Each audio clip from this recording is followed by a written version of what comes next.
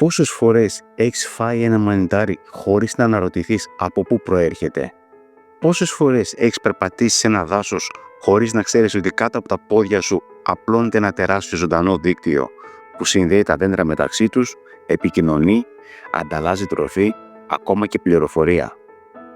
Τα μανιτάρια είναι κάτι πολύ παραπάνω από ένα συνοδευτικό στο φαγητό ή έναν επικίνδυνο δηλητηριώδη οργανισμό.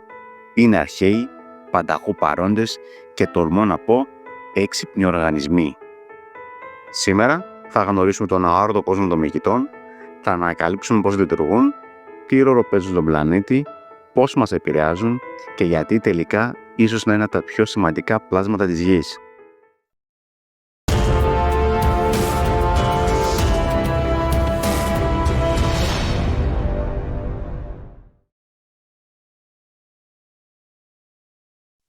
Όταν λέμε μανιτάρι, συνήθως εννοούμε το γνωστό καρπό που φυτρώνει από το έδαφος ή το κορμό ενός δέντρου.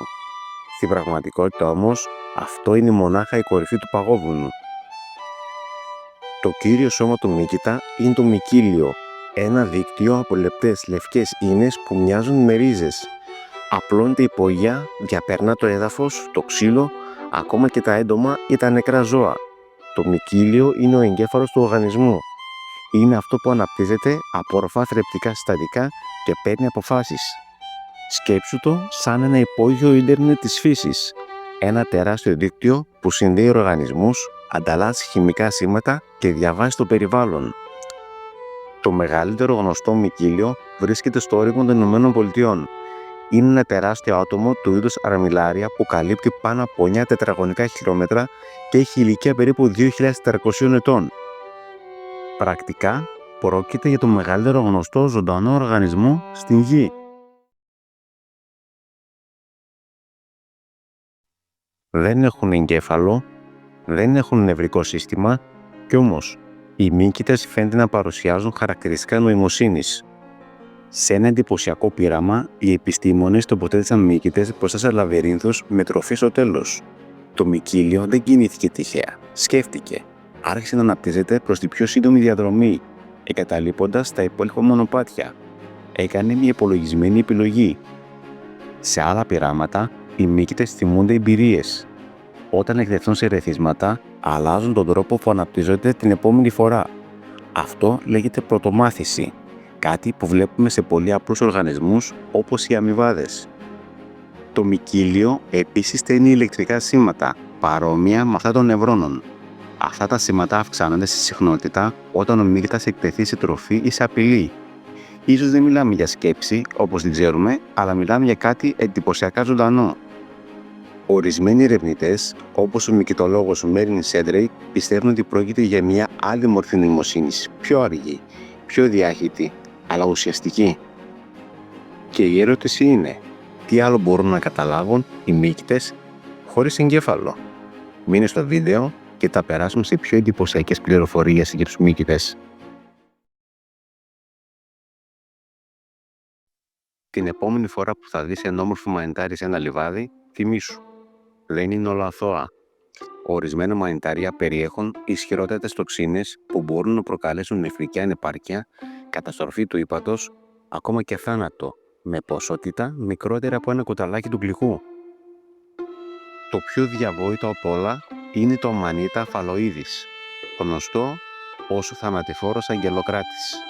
Έχει γεύση ευχάριστη, μυρωδιά ουδέτερη και εμφάνιση εντελώς ακίνδυνη, αλλά περιέχει αμανιθίνες, τοξίνες που μπλοκάρουν τη σύνθεση των πρωτεϊνών στο ύπαρ. Το τραγικό είναι ότι τα πρώτα συμπτώματα εμφανίζονται ώρες μετά τη βρόση, όταν η ζημιά έχει ήδη ξεκινήσει. Άλλες τοξίνες προκαλούν ψευδαισθήσεις, παράλυση, υπαραισθήσεις και ψύχωση, και οι περισσότερες δεν καταστρέφονται ούτε με οράσιμο ούτε με ψήσιμο. Εδώ η προειδοποίηση είναι σαφής. Μη συλλέξεις ποτέ άγρια μανιτάρια αν δεν έχεις ειδική γνώση. Μία λάθος επιλογή μπορεί να είναι μοιραία. Πολύ πριν η επιστήμη αρχίσει να μελετά συστηματικά τους μύκητες, οι άνθρωποι χρησιμοποιούσαν τα μανιτάρια ως θεραπευτικά μέσα. Από την αρχαία Κίνα μέχρι τη Σιβηρία και τα Αζτέκικα τελειουργικά, τα μανιτάρια ήταν συνδεδεμένα με τη θεραπεία, τη σοφία ακόμα και τη θεϊκή επαφή. Πάμε να δούμε μερικά παραδείγματα. Στην παραδοσιακή κινέζικη ιατρική, το ρέισι χρησιμοποιείται εδώ και πάνω από 2.000 χρόνια. Ονομάζεται Lingji, που σημαίνει πνευματική δύναμη. Το ρέισι έχει αντικαρκινικές, αντιφλεγμονώδεις και αντιοξυδοτικές ιδιότητες. Ενισχύει το νοσοποιητικό σύστημα και βοηθά στην καταπολέμηση της κόπωσης και του άγχους. Δεν είναι εύγεστο, αλλά χρησιμοποιείται σε σκόνες, ροφήματα και κάψουλες. Το Lion's Mane Mandat Lodis είναι ίσως το πιο εντυπωσιακό σε σύγχρονη έρευνα. Περιέχει ενώσεις όπως χερικενώνες και ερινασίνες που διεγείρουν την ανάπτυξη νευρικών κυττάρων. Με άλλα λόγια, μπορεί να βοηθήσει την αναγέννηση νευρώνων, κάτι που ελάχιστες φυσικές ουσίες καταφέρνουν. Πρόσφατες μελέτες το συνδέουν με βελτίωση της μνήμης, καλύτερη συγκέντρωση και επιβράδυνση της άνοιας. Τα μανιτάρια που περιέχουν ψιλοκιδίνη για δεκαετίες θεωρούνταν επικίνδυνα ή απαγορευμένα, όμως πλέον επανέρχονται στο προσκήνιο ως ισχυρά αντικαταθλιπτικά, ειδικά για άτομα με ανθεκτική κατάθλιψη, PTSD ή εθισμούς. Σε ελεγχόμενα πλαίσια, μικρές δόσεις της ψιλοκιδίνης φαίνεται να αλλάζουν τον τρόπο με τον οποίο ο εγκέφαλος συνδέει τα δεδομένα. Οι ασθενείς αναφέρουν λύσεις σε ψυχικά διέξοδα, αίσθηση ενότητας με τη φύση, μείωση του άγχους θανάτου. Το 2020, η πολιτεία του Ορέγκον νομιμοποιήσει τη θεραπευτική χρήση τους και κλινικές μελέτες σε όλο τον κόσμο δείχνουν ελπιδοφόρα αποτελέσματα.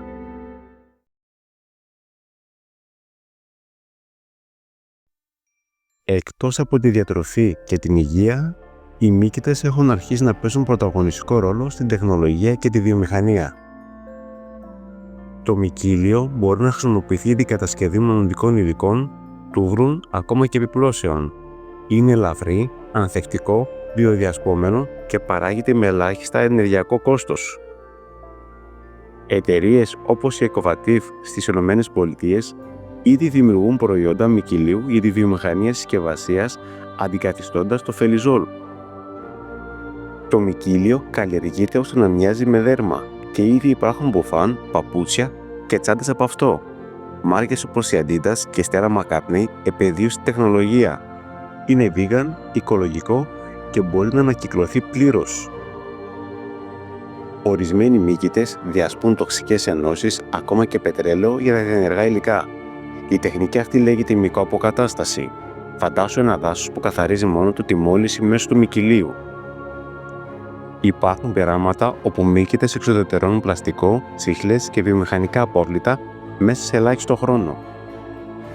Το μυκήλιο έχει αποδειχτεί ικανό να μεταφέρει σήματα, να μαθαίνει και να αλλάζει καλωδιώσεις ανάλογα με την εμπειρία. Ορισμένοι επιστήμονες ερευνούν εάν μπορούμε να το χρησιμοποιήσουμε σαν ένα βιολογικό υλικό για υπολογιστές, ένα είδος μυκητιακής τεχνητής νοημοσύνης. Μιλάμε για υπολογιστές που ζουν, που μεγαλώνουν, που αλλάζουν.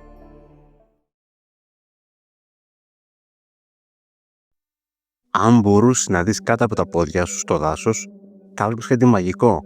Ένα δίκτυο από άπειρες λευκές ίνες που συνδέουν ρίζες δέντρων, φυτών, ακόμα και λιχίνες.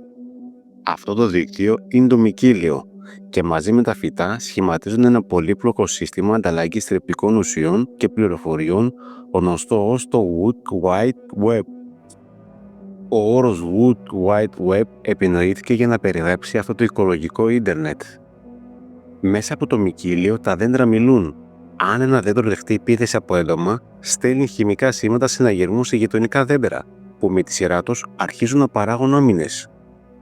Ένα μεγάλο υγιές δέντρο μπορεί να μεταφέρει ζάχαρα και θρεπτικά συστατικά σε μικρότερα ή τραυματισμένα φυτά, δηλαδή ταΐζει τα παιδιά του.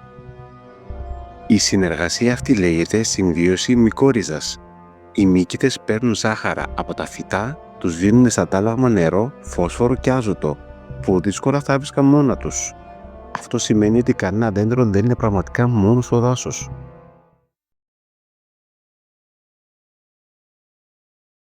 Οι μύκητες είναι οι μεγάλοι αποσυντέτες της φύσης. Όταν ένα φύλλο πέσει, όταν ένα δέντρο πεθάνει ή ένα ζώο αποβιώσει, είναι οι μύκητες που το διαλύουν. Απελευθερώνουν θρεπτικά συστατικά πίσω στο χώμα και επιτρέπουν στο κύκλο της ζωής να συνεχιστεί. Χωρίς αυτούς, η γη θα ήταν γεμάτη πτώματα και άχρηστη ύλη. Και με την ίδια διαδικασία, τρέφεται και το δάσος, κυριολεκτικά. Από το θάνατο γεννιέται ζωή.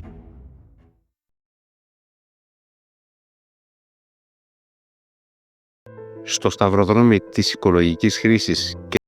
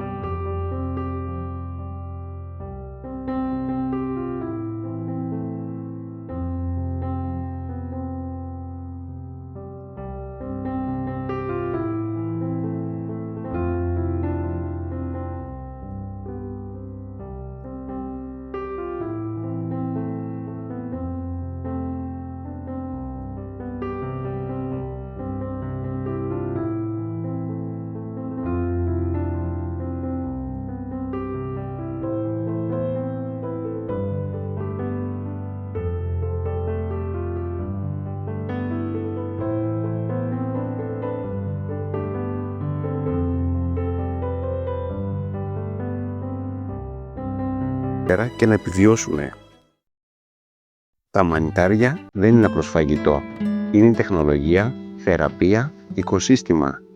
Ζουν κάτω από τα πόδια μας, παντού γύρω μας και ίσως μέσα μας. Είναι εξωγήινα, αλλά απόλυτα γήινα.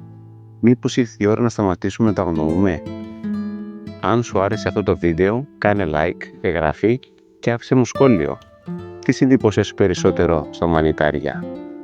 Μείνε συντονισμένος, γιατί ο κόσμος κάτω από τα πόδια μας είναι πολύ πιο ζωντανός από όσο νομίζουμε.